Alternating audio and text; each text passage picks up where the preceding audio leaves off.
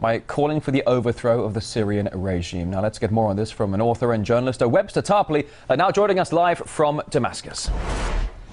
Thank you for coming on the program today. So Russia says that calls from certain states that the Syrian opposition should avoid talks with the government are only provoking further violence. Just for a moment here, let's listen to what the Russian Foreign Minister Sergei Lavrov has said. In Syria, we're now seeing a situation where the Arab League is calling for a halt to violence and the beginning of dialogue. And Western countries and the capitals of some countries of the region are making calls to the contrary, expressly recommending the opposition hold no talks with the Assad regime.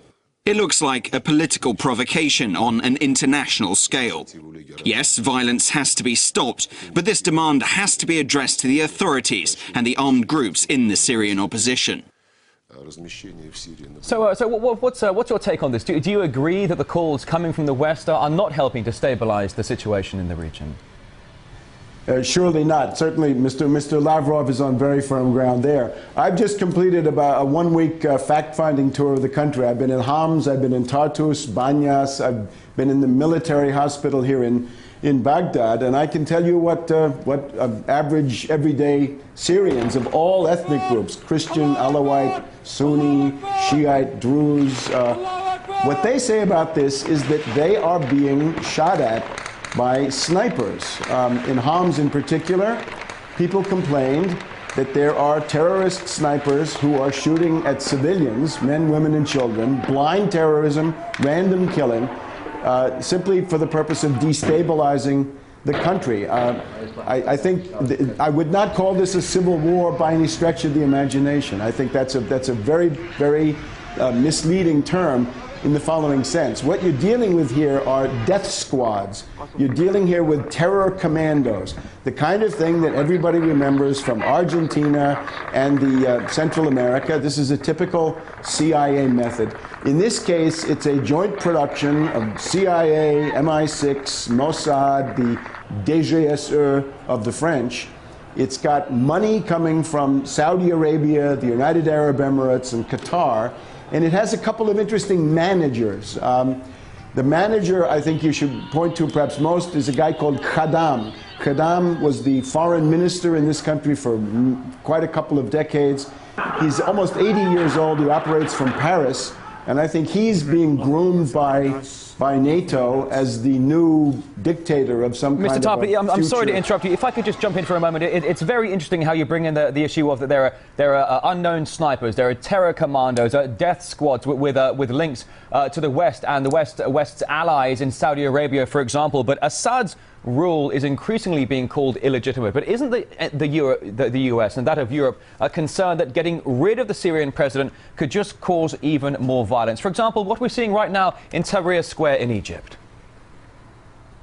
Well, after Libya becoming a bloodbath with 150,000 dead, and now with Egypt showing what it was all along, there was no revolution there. It was a complete failure, and now people are beginning to understand it. Notice that nevertheless, Mrs. Clinton and Ms. Rice at the United Nations are continuing to push this bankrupt, discredited model of the color revolution, the CIA people power coup, backed up by terrorist troops, people from Al-Qaeda, people from the Muslim Brotherhood, people from Salafist organizations, and so forth. And I've heard this now from some very important religious authorities here.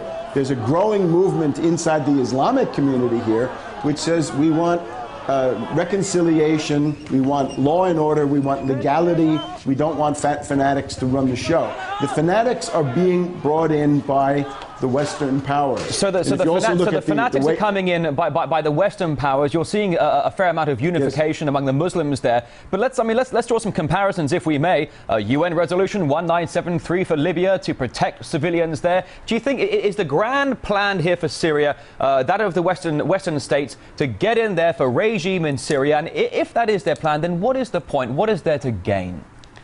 Very, very important thing is that this is the most tolerant society in the Middle East. This is one place where all kinds of people live together in, I think, remarkable harmony. And again, it's a very wide variety. Muslims of all kinds, Christians of all kinds, right? Christian, Greek Orthodox, Greek Catholics, Melkites, Syriacs, many, many other kinds, Druzes, Kurds, and so forth. This is a model of the peaceful coexistence of various ethnic groups. Now, the U.S. policy, I think right now, is to smash the Middle East according to ethnic lines. In other words, if you can have a divide and conquer policy which says the Christians will be kicked out of Lebanon and the Christians will be, say, kicked out of Syria in the way that they have been kicked out of Iraq, and ironically a lot of them went to Syria, you can get a situation where all of these countries are fatally weakened.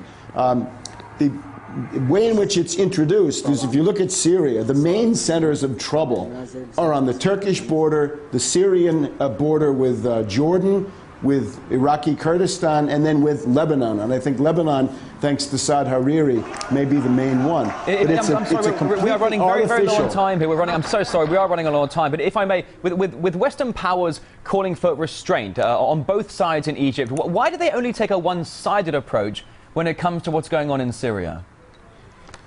Well, it's all the tactics of demagogy and the modulation of demagogy from one minute to the next. But what we have here in Syria is a cynical media campaign, because I've been in Homs. When you go to Homs and you go to the Zahra neighborhood, which is supposed to be the hottest point in the whole country, you find people who are pro-Assad. They're concerned, number one, about mazout. They want to have heating oil because the winter is coming and it's getting cold. And you ask them, what is your demand? They say, we want the Syrian army to come in here. We want the Syrian army posted on the roofs of the houses with helicopters and tanks. Stop these snipers from killing us. Don't let these black hooded figures, which is what they are, pretending to be deserters when they're really maybe from Chechnya, they're from Libya, they're from Afghanistan or Pakistan. Foreign fighters have been brought in here by the CIA and the other Western services, and that is what's going on. And that is, I think,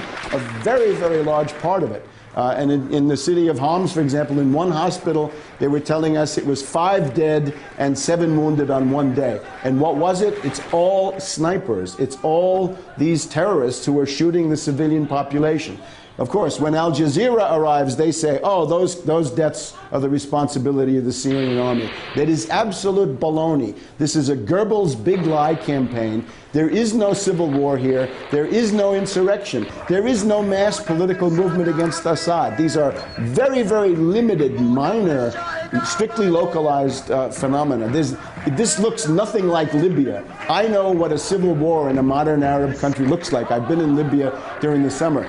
There's no civil war here. There's no front. As you say, there's no civil war here. As you are suggesting, this is simply a bout of terror commandos and death squads being exported by the CIA and brought in by other Western factions. But I'm afraid I wish we had more time for this. Author and journalist Webster Tarpley, live from Damascus.